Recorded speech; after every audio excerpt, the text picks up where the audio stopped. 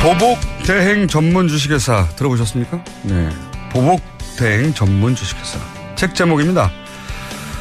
4대강 사업으로 이득을 챙긴 교수와 언론을 응징하는 소설책. 소설가 이회수 선생님의 책입니다. 이회수 선생님 직접 오셨습니다. 안녕하십니까? 안녕하세요. 네, 제목이 보복 대행 전문 주식회사. 네, 확 와닿습니다. 네. 내용이 근데 4대강 사업으로 돈을 챙긴 교수, 언론을 응징하는 겁니까? 네. 물론 중심에 이제 엔딩에서 특히 4대강 관련자들이 응징을 당하는데요. 어떻게 응징을 당합니까?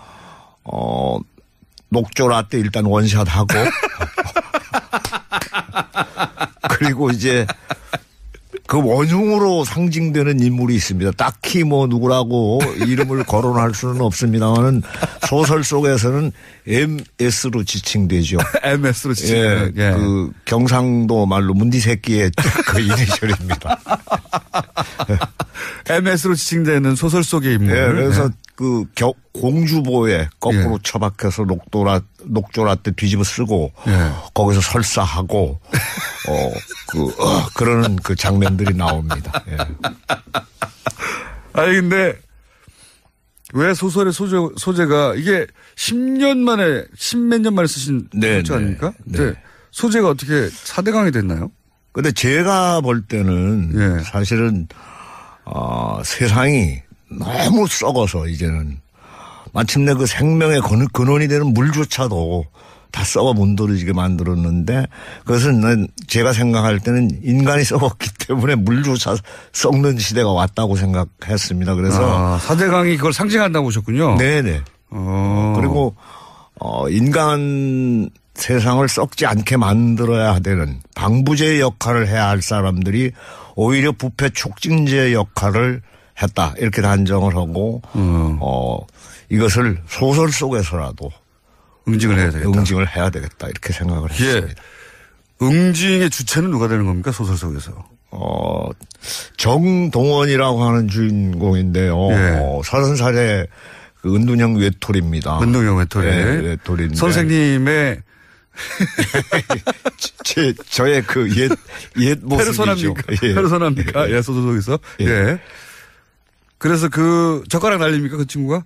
아니 그렇지는 않습니다만 나무들과 대화가 가능한 나무들과 대화가 가능한 채널로입니다. 나무들과 평소에는 대화를 하다가 이 4대강 사업이 끼치는 폐해를 직접 경험하고 본인이 직접 나서서 이들 응징하는 나무로부터 정보를 얻죠. 나무로부터 정보를 그러니까 그 응징을 당해야 할 사람들의 비리 누구를 만났는지 어떤 일을 했는지 이것을 집안에 다 나무 한 그릇씩은 뭐 화분이든 식물 하나씩은 키우지 않습니까? 그래서 그 백냥금이라고 하는 식물로부터 정보를 얻습니다. 식물들이 국정원 역할을 하는 거네요. 그렇습니다. 예, 맞습니다. 국정원 식물들이 정보를 이 그 30살의 주인공에게 전해주고 원래는 이제 나무들과 대화하고 이렇게 자연 속에 살던 인물인데 도저히 그냥 지나갈 수는 없다. 그래서 차단했습니까? 이 사람들은? 그 식물들을 대개 보면은 거의 그 동물하고 다른 점이 뭔가 하면은 한 자리에 붙박여서 딱 선체로 다 생존을 의식주 문제를 해결하지 않습니까? 그래서 저는 조금 동물들보다는 그 생존에서 상당히 좀 신사적이고 그야말로 헌신적인 이런 생명체로 이 4대강의 그 욕망에 그 매몰된 인간들을 동물적이라고 보셨고. 그렇죠. 예, 그렇습니다. 자기 자리에서 자기 역할을 해나가는 소시민들을 이제 식물적이라고 보신 거네요. 그래서 이런 소시민이 복수에 나서는. 그렇습니다. 녹조 라떼를 퍼먹게 함으로써. 설사를 하게 만들고. 그리고 뭐 그 이제 고양이 이마에다가 대못을 박는 또 젊은이가 하나 나옵니다. 그래서 뭐 동물을 학대한다든가. 그 다음에 또 어린이를 학대한다든가. 또는 이제 정치적인 권력을 이용을 해서 예.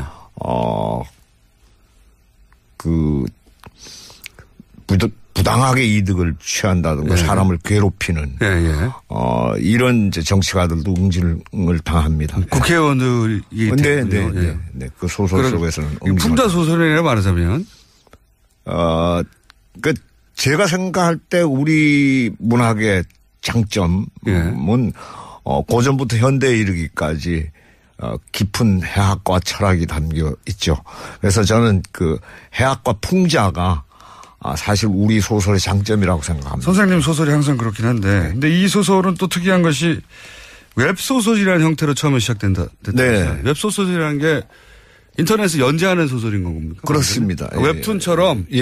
웹툰 요즘 만화 연재 많이 하는데 소설책을 그러면 이 소설을 달락달락 계속 연재 오신 거예요? 네. 이거 몇 년간 연재하신 겁니까, 이게? 몇 달 되지 않았습니다. 그러니까 뭐 웹소설은 거의 그 일주일에 5번 정도를 쉬지 않고 연재해야 되기 때문에 매일매일 하시는군요. 예, 그래서 상당히 빠른 기간 내에 작품도 제가 이제 제작을 했고요. 이런 형식을 취하신 이유가 뭔가요? 이제는 소설도 혁명이 필요한 시대가 왔다고 생각을 합니다. 책도. 그러니까 너무나 많은 재미있고 그리고 독자를 서점으로부터 뺏어가는 이런 매체들이 만연해 있기 때문에. 팟캐스트 같은. 예, 그래서 맞습니다. 예, 그 열등감 굉장히 느꼈어요. 저는 사실 팟캐스트 이런 거 보면은 막 조회수 엄청나게 올라가지 않습니까? 근데 사실은 책은 안 팔리는 시대가 왔습니다. 그래서 이제 혁명이 필요하다. 책의 형식에도. 네네. 그래서 그러면 이런 웹소설의 형식이면 실제 중간에 끊임없이 피드백을 받아서. 그 줄거리도 바뀌어갈 수도 있고 그렇잖아요. 네, 약 그 3,000명 정도가 사실은 그 댓글을 달았고요. 그리고 40만이 넘는 구독자가 최단기간에 그 소설을 구독했습니다. 네. 선생님 소설이 항상 뭐 인기니까요. 근데 이게 외부로 연재되니까 더더군다나 본인들이 이 소설이 어떻게 진행될지에 대해서 참여하고 싶기도 했을 것 같고. 그런 것도 영향을 주면서 이렇게 주고받는 소설이 됐나요? 실제 영향을 받으셨어요? 제가 댓글은 달았습니다만은 이제 어쨌든 기존 그 소설 속의 기전은 제 소설이 홍익인간의 정신에 부합하는 소설이 되기를 바랬습니다. 그러니까 인간을 널리 이롭게 하는 소설이 됐으면 이런 생각을 했죠. 예. 제가 궁금했던 건 뭐냐면 웹에서 이렇게 실시간으로 피드백이 있으면 주고받으면서 소설이 발전해 가고 방향도. 그렇습니다. 영향을 미칩니다. 예. 그래서 사실은 마지막 부분에 제가 이제 독자들께 질문을 던지는 게 하나 나옵니다. 그리고 모든 독자가 그 질문에 갇혀버리게 만드는 이런 전략이 사실은 댓글들을 통해서 제가 느끼게 된 발견해낸 방법입니다. 그러니까 소설가하고 독자들이 일종의 공동 작업을 해가며 소설을 완성해 가는 거네요? 뭐 거의 그렇게 보시면 좋죠. 예, 웹소설은 특히. 이런 거 처음 해보셨죠? 예, 처음입니다. 예. 반응이 뜨겁고 그래서 책으로 이제 출판되는 거고. 네네. 앞으로도 이런 형식의 웹소설이 더 나올 수도 있겠네요? 그렇습니다. 예. 우리나라에서 이렇게 웹소설이 본격적으로 기성의 작가에 시도된 적이 있나요? 네. 뭐 박범신 작가라든가 또는 조정래 선생 같은 경우에는 실제로 먼저 책 내기 전에 연재부터 했었습니다. 근데 이제 소설책을 이미 탈고해 놓고 그걸 웹에 연재하는 것과 소설책을 소설을 독자들과 함께 계속 만들어가는 건 다른 거잖아요. 다르죠. 네. 그러니까 그런 형식을 취하신 거죠, 이번에는? 근데 거의 쫓기는 기분은 못 버립니다. 그래서 이게 마감이 작가를 만드는 형식이구나 이런 생각을 했었어요. 매일매일 조금씩 쓰면서 그중에 피드백을 받아서 소설이 살아 움직이면서 독자와 함께 계속 이야기에 발전해 가는. 재밌겠습니다. 보복대행 전문 주식회사라는 책이고요. 그래서 이제 결국은 보복은 좀 소박하네요. 녹차 라떼를 퍼먹이는 것으로. 많이 먹나요? 많은 인물들이?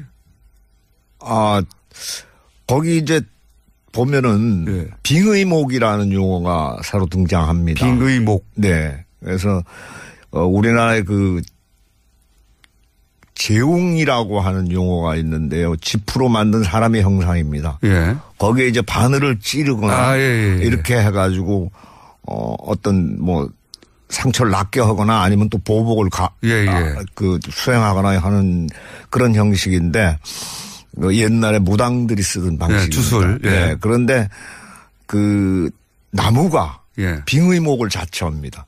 자기가 스스로. 내가 그 사람을 대신하겠다라고 해서 나무가 희생되는 거죠. 그래서 만약에 고양이 이마에 대못을 박은 사람한테는 실제로 그 사람이 되어서 빙의목이 자처하면은 거기 그 나무에 못을 박아서 고통을 함께 나눕니다.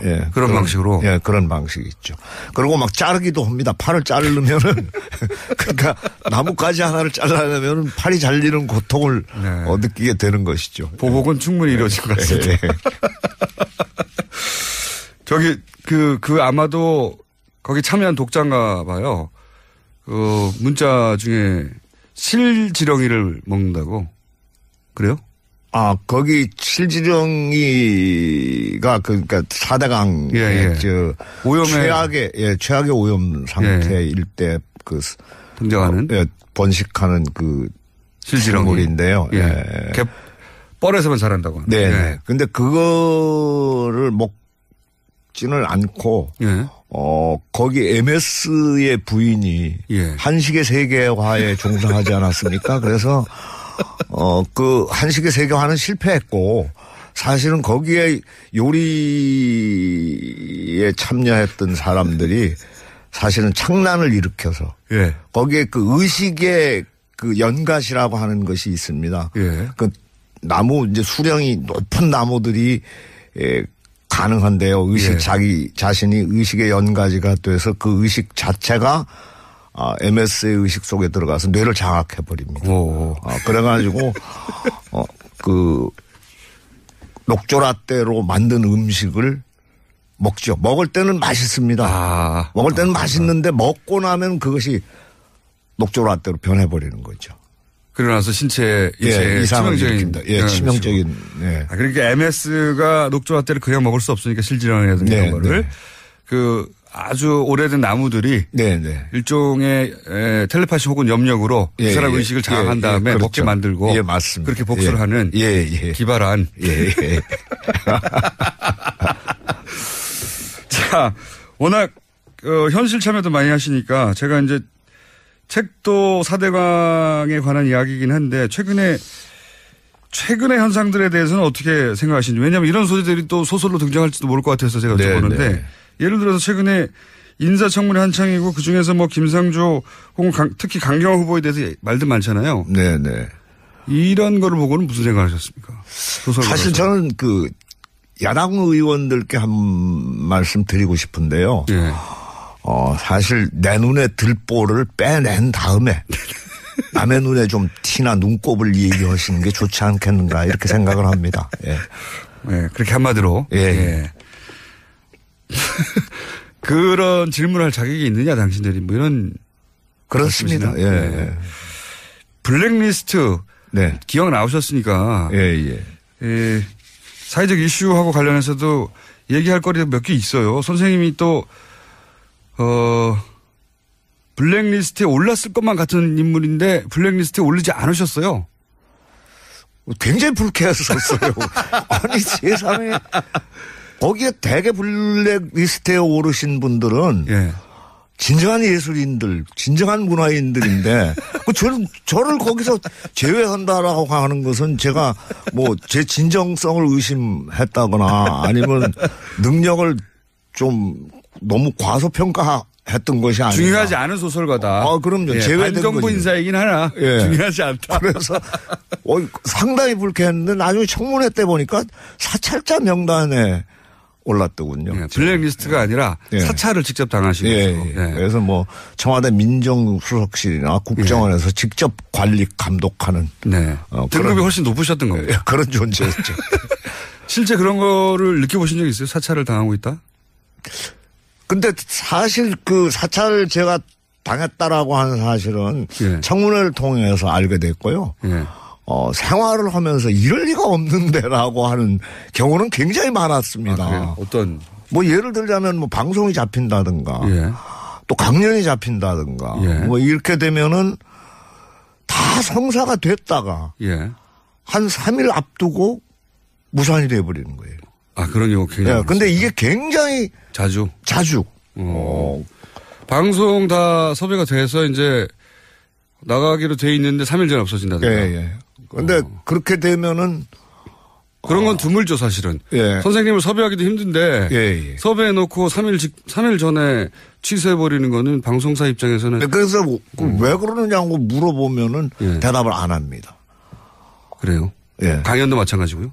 뭐 그냥 더 묻지 마시고 그냥 그렇게 된 것만 알아주십시오 이렇게 얘기를 하죠. 예. 뭐 소위 외부 행사들은 항상 그런 식으로 날아갔군요. 예. 선생님의 인기가 과거보다 덜해서 그런 건 아니었을까요? 그래서 저도 반성을 하게 되죠. 그렇게 되면은 이거 내가 이제 사갔나 보다. 예. 사갔나 보다. 그렇게 생각을 하는데 예. 사실 쌀이 몇 번 떨어지고 각박해지기 시작하면서 예. 섭외 오면 다 나가려고 했는데. 예. 상당히 참 불편했었어요. 예. 살기가. 그거는 저도 비슷한 경험을 많이 해봤기 때문에. 네. 사찰의 결과인지는 모르겠으나, 섭외가 됐다가 날아가거나. 네네. 네. 그런 경우 많죠. 네네. 네. 저도, 뉴스공장 전에, 네. 특히 사실은 관에서 하는 일들은 일체. 그렇죠. 그건 아예 기대를 말아야 되고. 기대할 이유가 없죠. 방송국에서도 그렇고, 방송국에서 저도 MC 제안이 왔다가 날아간 경우가 많습니다. 네. 뉴스공장 이전에. 그런 일을 많이 겪으셨구나. 근데 알고 봤더니 이렇게 사찰 명단에 있었더라. 네네. 일반인으로 사찰 명단에 올라가기는 쉽지 않은데 말이죠.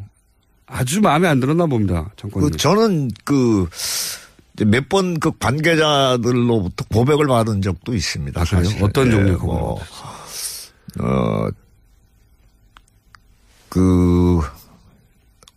어떤 식사 자리에서. 예. 이제 상당한 사회적 지위를 가진 예. 간부로부터 사실은 예. 이명박 정부 때 얘기인데. 예. 제가 관심사병들 교육을 계속 했었어요. 예. 제가 사는 화천 지역에는 3개 사단이 주둔하고 예. 있습니다. 근데 이 관심사병이 하나 생기면은 정말 많은 사람들이 불편할 뿐만 아니라 지역 경제에도 지대한 영향을 미칩니다. 예. 그래서 외출 외박이 금지되어 버리니까요. 예. 그래서 저는 특히 또 관심사병들의 관심과 애정 가지고 이제 교육을 쭉 해왔었는데 저한테 교육받은 사병들은 단 한 건의 사고도 3년 동안 없었어요. 예. 그래서 상당히 성과가 좋았었는데 갑자기. 어느 순간부터 안 보내는 거예요. 근데 그 이유가 나중에 듣고 보니? 예, 나중에 이제 박근혜 정권으로 넘어간 다음에 예. 간부들하고 식사 자리에서 얘기를 들었는데 청와대에서 통보가 내려왔다. 청와대에서? 예. 그렇게. 예. 블랙리스트에 올라가는 사람들은 이제 일반적으로 관리해야 된다고 생각했던 사람들의 수준이고 선생님은 특별히 청와대에서 직접 관리를 했군요. 예. 네. 고생 많으셨죠? 라디오 하나 제가 하고 있던 게 있거든요. 이예수의 언중육해라고 그래서 사실은 MB 정부를 맹렬하게 이제 질책하는 이런. 라디오에서만 그러셨나요? 내용이었는데 어쨌든 다 해체되어 버렸습니다. 그렇게 이제 쌀독에 쌀이 떨어지고 고생하시다가 이제 12년 만에 낸 책이 보복대행 전문 주식회사입니다. 이제 곧 나옵니까? 아니면 나와 있습니까? 나왔습니다. 네. 나왔습니다. 네. 서점에 찾아보시고요. 오늘은 여기까지밖에 시간이 없는데 저희가 앞으로 자주 모셔야 될 것 같아요. 네. 그죠? 예, 그래 주시면 좋죠. 지금까지 소설가 이회수 선생님이었습니다. 오늘 말씀 감사합니다. 네, 감사합니다. 자주 모시겠습니다. 김어준이었습니다. 내일 뵙겠습니다. 안녕.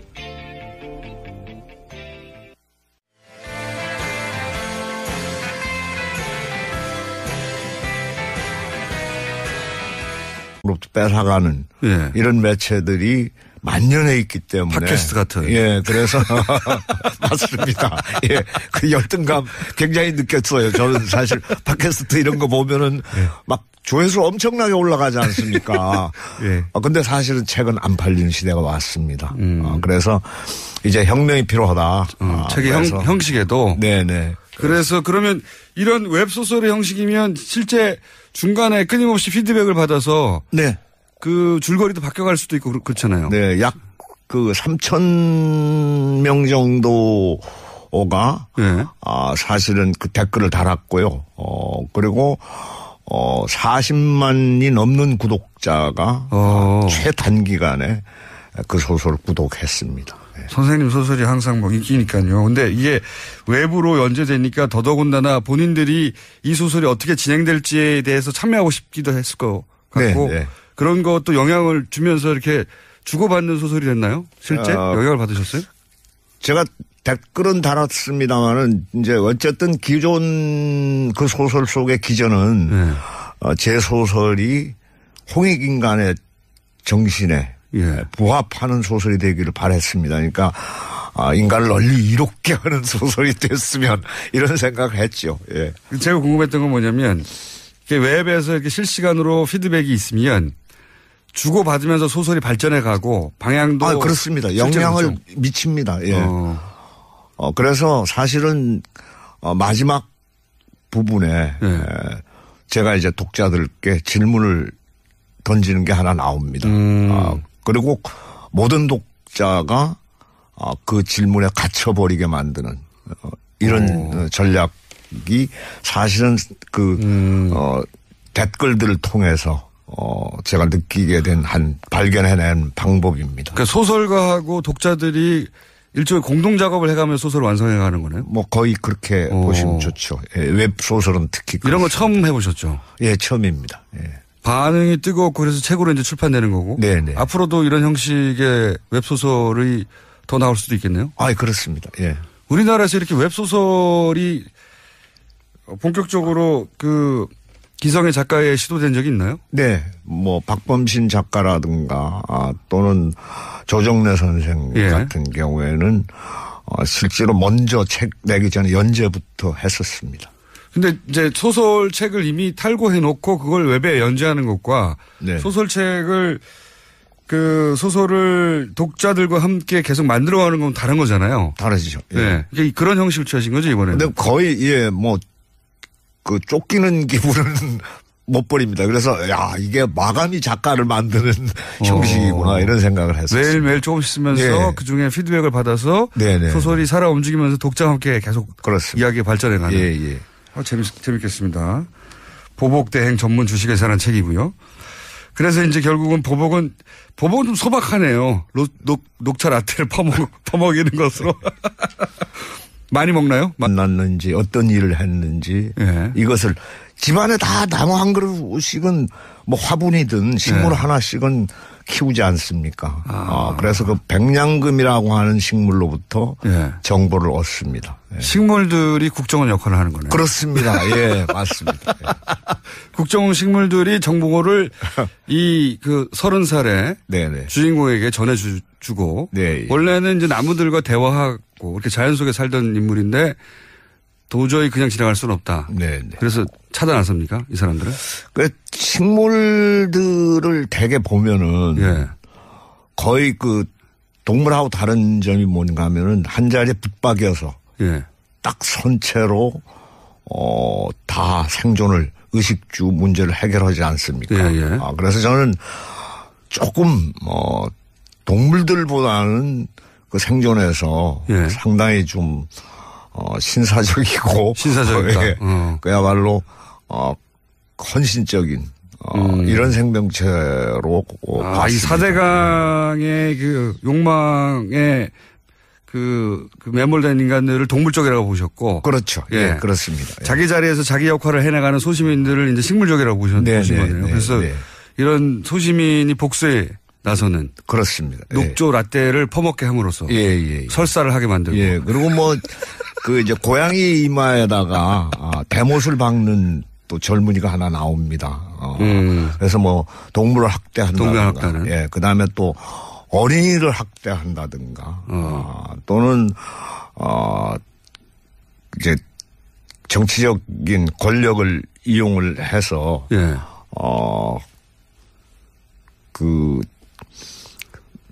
부당하게 이득을 취한다든가 예. 사람을 괴롭히는 이런 이제 정치가들도 응징을 당합니다. 국회의원들이 네. 그 소설 속에서는 풍자 소설이라 말하자면 그 제가 생각할 때 우리 문학의 장점은 고전부터 현대에 이르기까지 깊은 해학과 철학이 담겨 있죠. 그래서 저는 그 해학과 풍자가 사실 우리 소설의 장점이라고 생각합니다. 선생님 소설이 항상 그렇긴 한데, 근데 이 소설은 또 특이한 것이 웹소설이라는 형태로 처음에 시작된다. 네. 웹소설이라는 게 인터넷에 연재하는 소설인 겁니까? 그렇습니다. 웹툰처럼. 웹툰 요즘 만화 연재 많이 하는데 소설책을 그러면 이 소설을 달락달락 계속 연재 오신 거예요? 네. 이거 몇 년간 연재하신 겁니까, 이게? 몇 달 되지 않았습니다. 그러니까 뭐 웹소설은 거의 그 일주일에 5번 정도를 쉬지 않고 연재해야 되기 때문에 매일매일 하시는군요. 예, 그래서 상당히 빠른 기간 내에 작품도 제가 이제 제작을 했고요. 이런 형식을 취하신 이유가 뭔가요? 이제는 소설도 혁명이 필요한 시대가 왔다고 생각을 합니다. 책도. 그러니까 너무나 많은 재미있고 그리고 독자를 많은 인물들이? 거기 이제 보면은 빙의목이라는 용어가 새로 등장합니다. 빙의목. 네. 그래서 우리나라의 그 재웅이라고 하는 용어가 있는데요. 지프로 만든 사람의 형상입니다.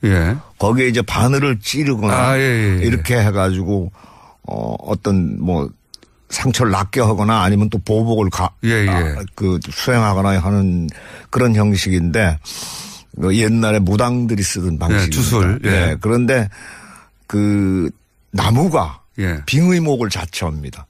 자기가 스스로. 내가 그 사람을 대신하겠다라고 해서 나무가 희생되는 거죠. 그래서 만약에 고양이 이마에 대못을 박은 사람한테는 실제로 그 사람이 되어서 빙의목이 자처하면은 거기 그 나무에 못을 박아서 고통을 함께 나눕니다. 그런 방식으로? 그런 방식이 있죠. 그리고 막 자르기도 합니다. 팔을 자르려면은 그러니까 나뭇가지 하나를 잘라내면은 팔이 잘리는 고통을 느끼게 되는 것이죠. 보복은 충분히 이루어진 것 같습니다. 저기 아마도 거기 참여한 독자인가 봐요. 문자 중에 실지렁이를 먹는다고. 그래요? 거기 실지렁이가 그러니까 4대강 최악의 오염 상태일 때 등장하는 번식하는 그 실지렁이인데요. 뻘에서만 자란다고. 네. 근데 그거를 먹지는 않고 거기 MS의 부인이 한식의 세계화에 종사하지 않았습니까? 그래서 그 한식의 세계화는 실패했고 사실은 거기에 요리에 참여했던 사람들이 사실은 창란을 일으켜서 거기에 그 의식의 그 연갓이라고 하는 것이 있습니다. 그 나무 이제 수령이 높은 나무들이 가능한데요. 자기 자신이 의식의 연가지가 돼서 그 의식 자체가 MS의 의식 속에 들어가서 뇌를 장악해버립니다. 그래가지고, 녹조라떼로 만든 음식을 먹죠. 먹을 때는 맛있습니다. 먹을 때는 맛있는데 먹고 나면 그것이 녹조라떼로 변해버리는 거죠. 그러고 나서 신체에 이상을 일으킵니다. 치명적인. 그러니까 MS가 녹조라떼를 그냥 먹을 수 없으니까 실지렁이라든가 이런 거를 아주 오래된 나무들이 일종의 텔레파시 혹은 염력으로 그 사람 의식을 장악한 다음에 먹게 만들고 맞습니다. 그렇게 복수를 하는 기발한. 자, 워낙 현실 참여도 많이 하시니까 제가 이제 책도 4대강에 관한 이야기이긴 한데 최근에 최근의 현상들에 대해서는 어떻게 생각하시는지. 왜냐하면 이런 소리들이 또 소설로 등장할지도 모를 것 같아서 제가 여쭤보는데 예를 들어서 최근에 인사청문회 한창이고 그중에서 뭐 김상조 혹은 특히 강경화 후보에 대해서 말들 많잖아요. 네네. 이런 거를 보고는 무슨 생각하셨습니까? 사실 저는 그 야당 의원들께 한 말씀 드리고 싶은데요. 네. 사실 내 눈에 들보를 빼낸 다음에 남의 눈에 좀 티나 눈곱을 얘기하시는 게 좋지 않겠는가 이렇게 생각을 합니다. 예. 네, 그렇게 한마디로. 예. 예. 그런 질문할 자격이 있느냐 당신들이 뭐 이런. 그렇습니다. 예. 예. 블랙리스트. 네. 기억 나오셨으니까. 예. 사회적 이슈하고 관련해서도 얘기할 거리가 몇 개 있어요. 선생님이 또, 블랙리스트에 올랐을 것만 같은 인물인데 블랙리스트에 오르지 않으셨어요. 굉장히 불쾌했었어요. 아니 세상에.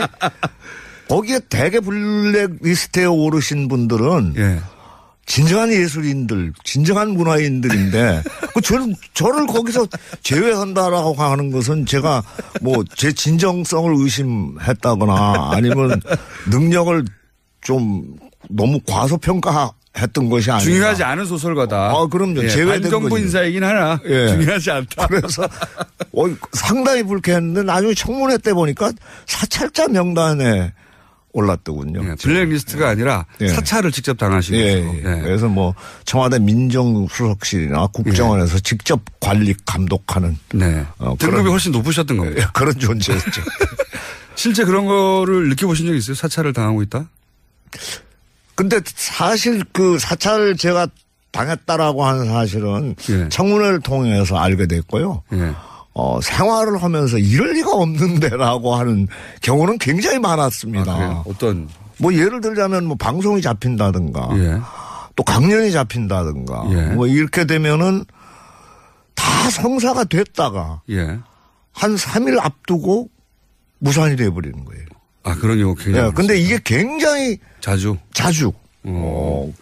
방송 다 섭외가 돼서 이제 나가기로 돼 있는데 3일 전에 없어진다든가. 근데 그렇게 되면은 그런 건 드물죠, 사실은. 선생님을 섭외하기도 힘든데 섭외해놓고 3일 전에 취소해버리는 거는 방송사 입장에서는. 그래서 왜 그러느냐고 물어보면은 대답을 안 합니다. 그래요? 강연도 마찬가지고요? 뭐 그냥 더 묻지 마시고 그냥 그렇게 된 것만 알아주십시오 이렇게 얘기를 하죠. 뭐 그냥 소위 외부 행사들은 항상 그런 식으로 날아갔군요.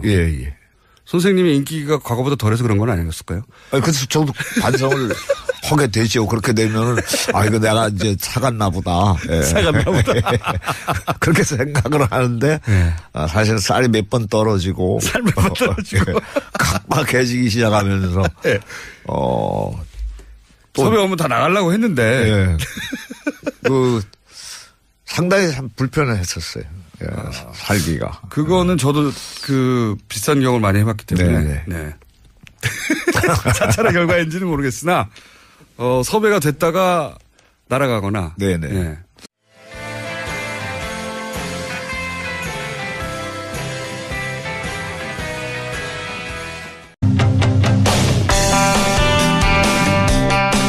보복 대행 전문 주식회사 들어보셨습니까?